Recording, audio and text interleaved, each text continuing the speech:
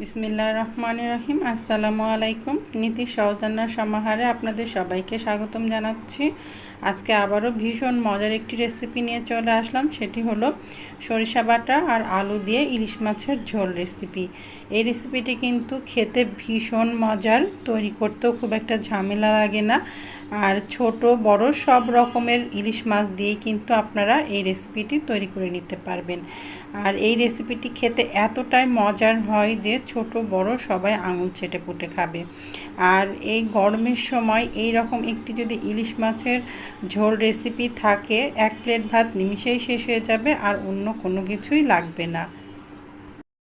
আর এখন তো বাজারে কম বেশি ইলিশ মাছ পাওয়া যাচ্ছে বিভিন্ন সাইজের, সুতরাং এই সময়টাই কিন্তু এই রকম মজার রেসিপি তৈরি করে খাওয়ার সময়।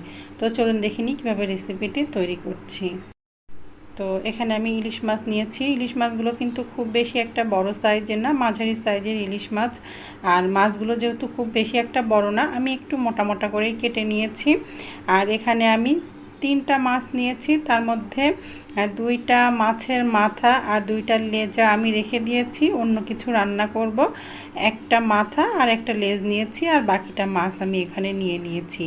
আর ইলিশ মাছটা কেটে নিয়ে আমি খুব ভালো মতো 2বার করে ধুয়ে নিয়ে 1 টেবিল চামচ পরিমাণ লবণ দিয়ে 1 ঘন্টা মতো মেখে রেখেছিলাম। তারপরে আমি 2-3বার করে ধুয়ে নিয়েছি। এভাবে মেখে রাখলে কিন্তু ইলিশ মাছের মধ্যে খুব ভালো মতো লবণ ঢুকে খেতেও খুব স্বাদ লাগে। তো এখন আমি ইলিশ মাছটা একটু জাল করে নিব, আর জাল করে নিয়েই কিন্তু ইলিশ মাছটা আমি রান্না করব। তো এর মধ্যে আমি 1.5 কাপ পরিমাণ পানি দিয়ে দিলাম এখানে আমি 1/2 চা চামচ পরিমাণ ঝালের গুঁড়া, 1/2 চা চামচ পরিমাণ হলুদের গুঁড়া, 3টা কাঁচামরিচ আমি মাঝখান থেকে ভেঙে নিয়েছি সেটা দিয়ে দিলাম। আর দিয়ে দিচ্ছি এখানে আমি 1 চা চামচ পরিমাণ লবণ, আর দিয়ে দিচ্ছি 1 টেবিল চামচ পরিমাণ সরিষার তেল। এগুলো দিয়ে আমি একটু নাড়াচাড়া করে নিলাম। আর এখন এগুলো দিয়ে ঢাকনা দিয়ে ঢেকে মাছটা আমি 4-5 মিনিট একটু জাল করে নিচ্ছি। টকবক করে ফুটে উঠলে আমি ফুটে ওঠা পর্যন্ত অপেক্ষা করব। ফুটে উঠলে আমি আরও 2-3 মিনিট জাল করে নিব। তো মাছটা ফুটতে প্রায় 2-3 মিনিট সময় লেগেছিল, আর ফোটার পরে আমি আরও 2-3 মিনিট জাল করে নিয়েছি। প্রায় আমি 5-6 মিনিট মাছটা জাল করে নিয়েছি। এখন আমি চুলাটা বন্ধ করে দিচ্ছি, আর এটা ঢেকে রেখে একপাশে রেখে দিচ্ছি। এখন আমি আমার রেসিপির পরের স্টেপে চলে যাচ্ছি। তো চুলাতে আমি একটি পাত্র নিয়েছি, তার মধ্যে আমি প্রায় 5 টেবিল চামচ পরিমাণ সরিষার তেল নিয়ে নিলাম। আপনারা চাইলে এখানে সয়াবিন তেলটাও নিতে পারেন, কোনো অসুবিধা নাই। আর আমি সরিষার তেল 5 টেবিল চামচ নিয়েছি, কারণ সরিষা ইলিশটা রান্না করতে গেলে একটু তেলের পরিমাণটা বেশি লাগে, তবে আপনারা আপনাদের পরিমাণ অনুযায়ী তেলটা কম বেশি করে নিয়ে নিতে পারেন। এখন এর মধ্যে আমি দিয়ে দিচ্ছি 1/2 কাপ পরিমাণ পেঁয়াজ কুচি। এখন আমি এই পেঁয়াজ কুচিটা হালকা বাদামি রং করে ভেজে নিচ্ছি, তারপর আমার রেসিপিতে ফিরে আসছি। তো পেঁয়াজটা প্রায় হালকা বাদামি রং করে ভাজা হয়ে গেছে, আপনারা দেখেই বুঝতে পাচ্ছেন। ডিপ ব্রাউন কালার করে ভাজি নাই, হালকা বাদামি রং করে ভেজে নিয়েছি। এখন এর মধ্যে আমি বাকি মশলাগুলো সব দিয়ে দিব।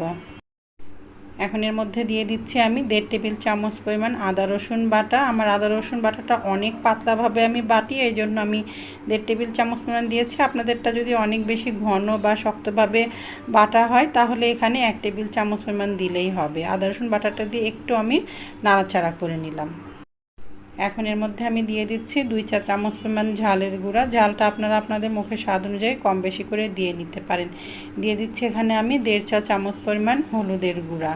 এখন এর মধ্যে আমি দিয়ে দিচ্ছি লবণ 1 টেবিল চামচ পরিমাণ। যেহেতু মাছটা জাল করার সময়ও একটু লবণ দেওয়া আছে, এজন্য আমি একটু কমই দিলাম, পরে লাগলে আবার ঝোলটা চেখে দেখে নিব। এখন আমি একটু নাড়াচাড়া করে দিচ্ছি। আর এই সময়টা কিন্তু চুলার জালটা আমি রেখেছি মিডিয়াম লো হিটে, নতুবা কিন্তু এই গুঁড়া মশলাগুলো দেওয়ার পরে পুড়ে যাওয়ার সম্ভাবনা থাকবে। এখন এর মধ্যে আমি দিয়ে দিচ্ছি প্রায় 5 টেবিল চামচ পরিমাণ সরিষা বাটা। এখানে আমি কালো সরিষা আর হলুদ সরিষা সমান পরিমাণ মিশিয়ে নিয়ে বেটে নিয়েছি। আসলে আমি অনেক বেশি করে সরিষাটা বেটে রেখে দিই, যখন আমার যতটুকু পরিমাণ দরকার হয় আমি ফ্রিজ থেকে বের করে ব্যবহার করি।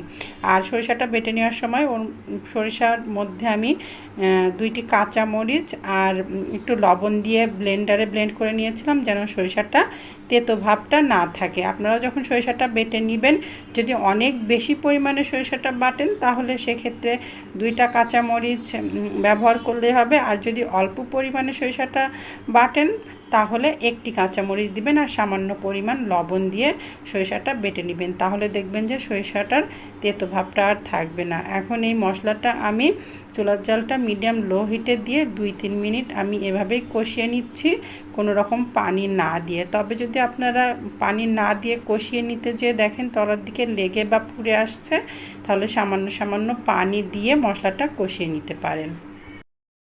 তো মশলাটা খুব ভালো মতো কষিয়ে নেওয়া হয়ে গেছে, তেল তেল ভাব উঠে এসেছে। আমি এখন এর মধ্যে দিয়ে দিব প্রায় 1 কাপ পরিমাণ পানি। এই পানিটা দিয়ে আরও একবার আমি মশলাটা খুব ভালো মতো কষিয়ে নিব।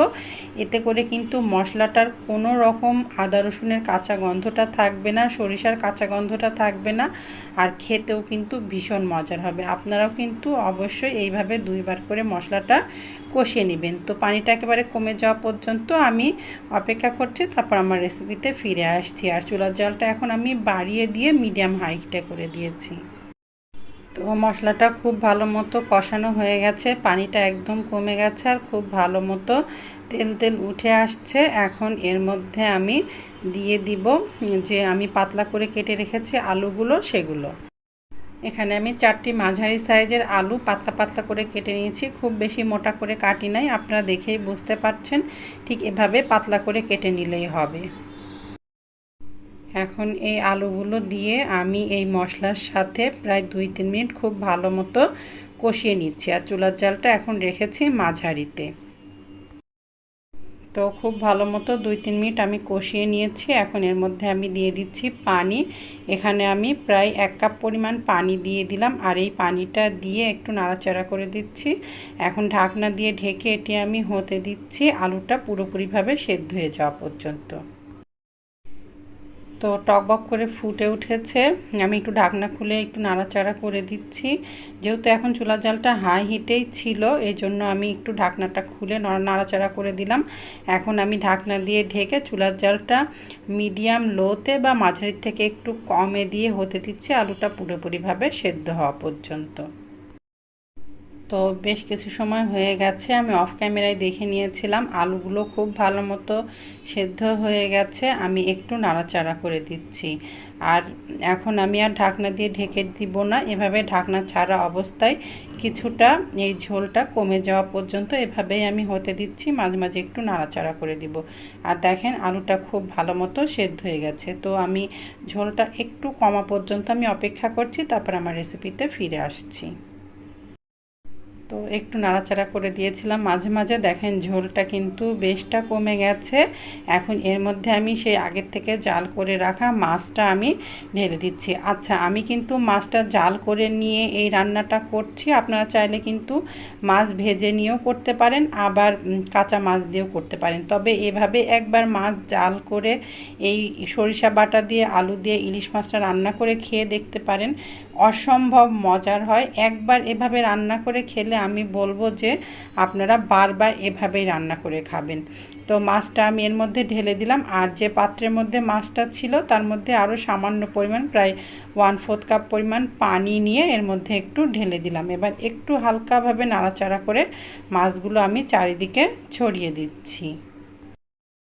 তো এখন আমি ঢাকনা দিয়ে ঢেকে আরও 7-8 মিনিট মতো হতে দিচ্ছি, তারপর আমার রেসিপিতে আমি ফিরে আসছি। আর এখন চুলার জালটা আমি করে দিয়েছি মিডিয়াম হাই হিটে।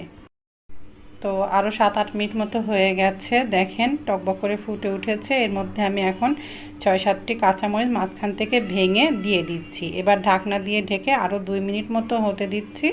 2 মিনিট পরে আমি চুলাটা বন্ধ করে দিব। তো 2 মিনিট মতো হয়ে গেছে, এখন আমি চুলাটা বন্ধ করে ঢাকনা দিয়ে ঢেকে রাখছি, আপনাদেরকে পরিবেশন করে দেখাচ্ছি। তো দেখেন কতটা লোভনীয় হয়েছে। আপনারা কিন্তু কম বেশি হয়তো বা অনেকেই সরিষা বাটা দিয়ে ইলিশ মাছটা রান্না করে খেয়েছেন, বা সরিষা বাটা আলু দিয়ে ইলিশ মাছটা রান্না করে খেয়েছেন। তবে আমি যেভাবে এই রান্নাটা করেছি, বা সরিষা বাটা আলু দিয়ে ইলিশ মাছের যে ঝোলটা করেছি, এইভাবে আপনারা একবার তৈরি করে খেয়ে দেখতে পারেন, ইনশাল্লাহ নিরাশ হবেন না। অসম্ভব মজার হয় এই রেসিপিটি। আর আপনারা ছোট বড় মাঝারি যে কোনো সাইজের ইলিশ মাছ দিয়েই কিন্তু এই রেসিপিটা তৈরি করে নিতে পারেন। আমি একটু ঝোল ঝোল বেশি রেখেছি, আপনারা চাইলে ঝোলটা একটু কমও করতে পারেন। তো সব সময় মতো যদি আজকেও আমার রেসিপিটি আপনাদের কাছে ভালো লাগে তাহলে অবশ্যই লাইক কমেন্ট শেয়ার করতে ভুলবেন না। তো আজকের মতো এখানেই রাখছি। আসসালামু আলাইকুম, আল্লাহ হাফেজ।